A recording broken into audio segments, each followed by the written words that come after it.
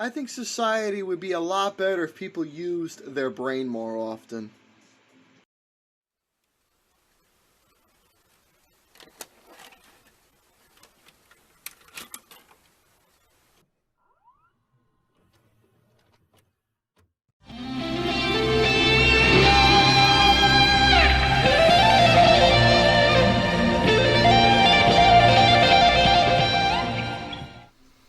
I had myself a theatrical experience watching this movie live in the big screen. Yes, I actually gone out, voyaged into the great beyond of the general public, and saw this movie in the theaters. Once in a lifetime opportunity and a rare thing for me to do. But you know what? Why not? It was a treat out. Saw this movie because I wanted to see what it was about, because the story premise written out on paper was interesting enough, and I was one of those people who was fully behind it. Why? Because for those out there who know me well enough, and for those who don't know, the Saw franchise is one of my biggest guilty pleasures out there. Now, obviously, a lot of people will say the first two Saw movies are great. The first one, in my perspective, was good. The second one was not bad. The third, fourth, and going and beyond, I wasn't necessarily too crazy on in terms of the story element. But obviously, seeing Tobin Bell playing as John Kramer, a.k.a. the Jigsaw Killer, and seeing how the chain reaction of how the traps come about, seeing Billy the Puppet coming about, speaking hello to whomever's name the victim is, explaining how the game works and how to escape it, whether if they'll live or die, they'll make their choice. So seeing shit like that is what made the Saw movie so, how can I say, have the fan base that it has right now. But here's the thing though. We never really had a Saw movie where it really focused much on John Kramer, on who he is as a human being. And every movie that he has came about where he's made his appearance, now he's been more of a supporting actor throughout the movies, and everybody loves seeing him because he's a great actor and he delivers the performance incredibly. People think of him as this bad guy, sure, maybe in the first two movies that he was given as a role of a bad guy, you know, not much detail, very minute explanations and who he is. Just little backgrounds, but as the films progress more and more and more, you start to learn exactly who John Kramer is, what his life was, and how he ended up becoming who he was. He's not a bad human being. He wants to rid the world of evil of those who are committing crimes, whether if it's murder or drugs or habits or doing something, or financial schemes, con artists, trying to rid the world of evil and teaching them all a lesson into not committing the acts that they were doing and putting them in these very torturous tests, making them to choose whether they want to live or die. But the thing is that up until now, we end up getting a Saw movie finally where it focuses on who John Kramer is as a human being and where he's finally given the spotlight. And that is Saw X. Now, before I give you all a little talk about this movie, I'm just going to get it off the record that one of the traps in this movie was very eye-popping. Because whenever I have the chance of going for an eye appointment to get my eyes checked out, you know that big fucking thing they put in front of your face where they have to test you, see which one is better, if this one's clear, what this one's darker, 1 or 2, 1 or 3.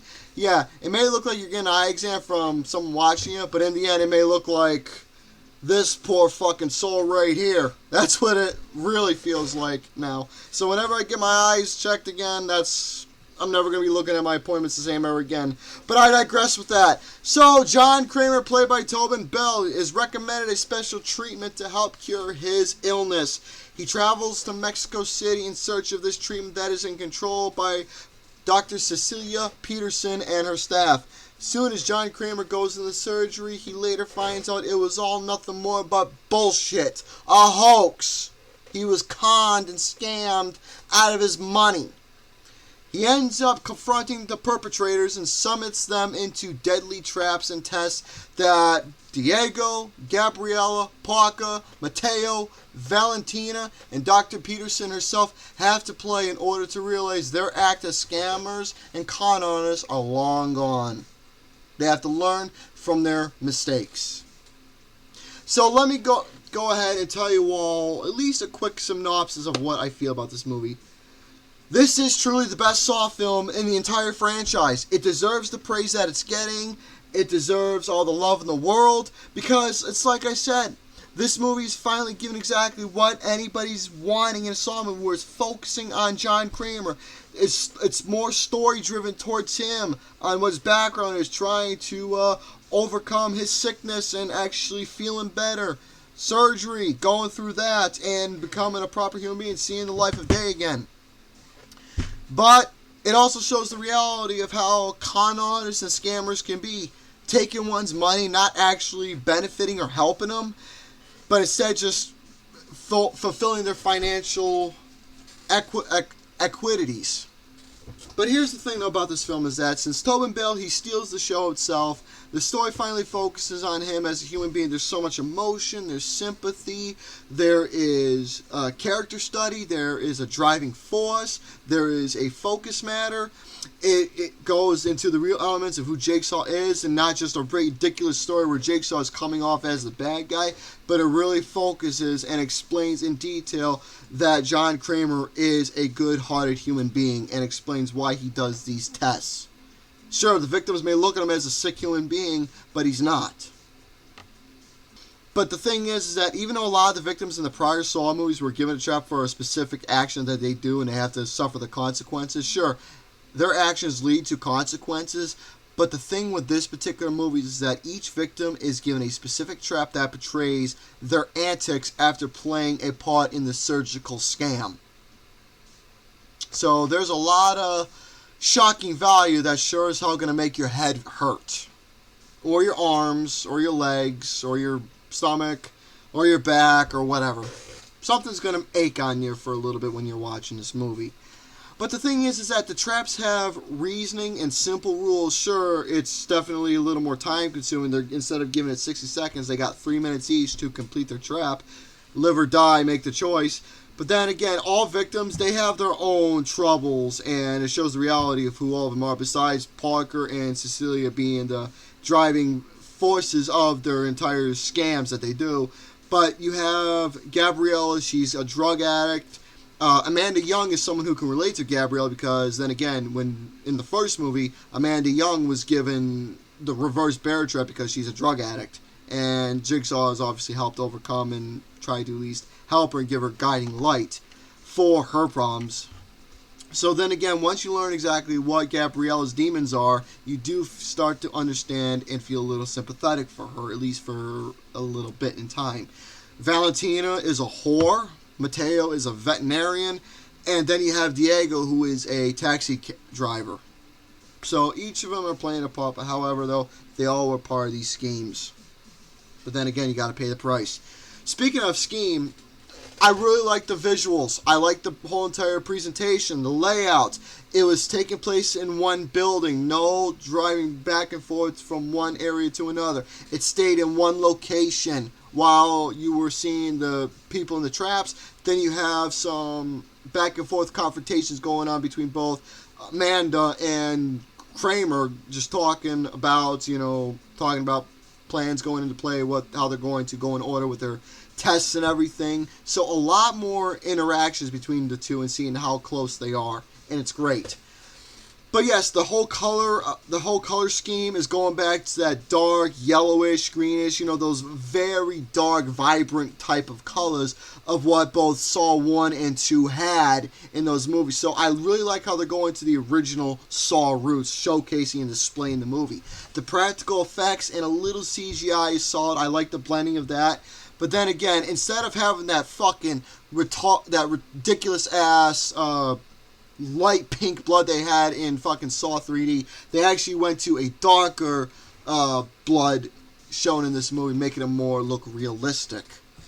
So practical effects were off the charts, and again, little CGI was tossed in there, just very, very little, but at the same time, though, it really displayed the full effects of how practical effects can go a long way. The twist itself was absolutely ingenious. You know how they said, like I said, actions will lead to serious consequences. But the thing is that if I have any negatives to say about this movie, is that sure, it does have a few flaws. One of them being is that the first opening does take a little long to develop into the main story. Sure, you see John Kramer, he's talking with the doctors, he's talking with, various people, and just it's mostly focusing on him and what's going through his mind and getting himself set up. And like I said, when he gets to the treatment center, it does take a little time picking it up, but once it gets right into what the main focus is, that's where the movie does pick up. So little pacing issues here and there. And that's really one of my biggest complaints I had with the movie was some pacing issues. The opening, it does take a little time to really develop and become its own. But other than that, though, this movie itself, it's not one of the best horror movies ever made. But I will say, though, this film was definitely a breath of fresh air. There was a lot more story. It was a driving focus matter. You had characters that had obviously reasons doing what they were doing.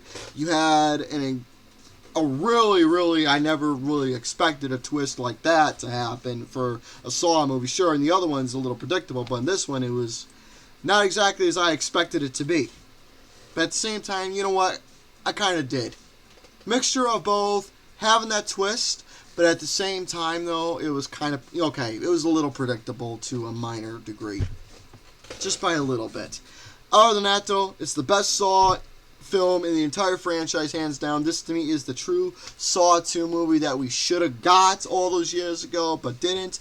Really intriguing traps, the emotion, the story, the communication, seeing such iconic characters being shown in this movie in a lot more detailed manner. So, Saw X is a film that I actually ended up giving a 3.75 out of 5 to. I was very generous with this particular rating. So, with that being said, folks, I hope you liked my little talk on it. Let me know in the comments down below your thoughts on Saw X, your favorite trap without spoiling too much, and ciao for now.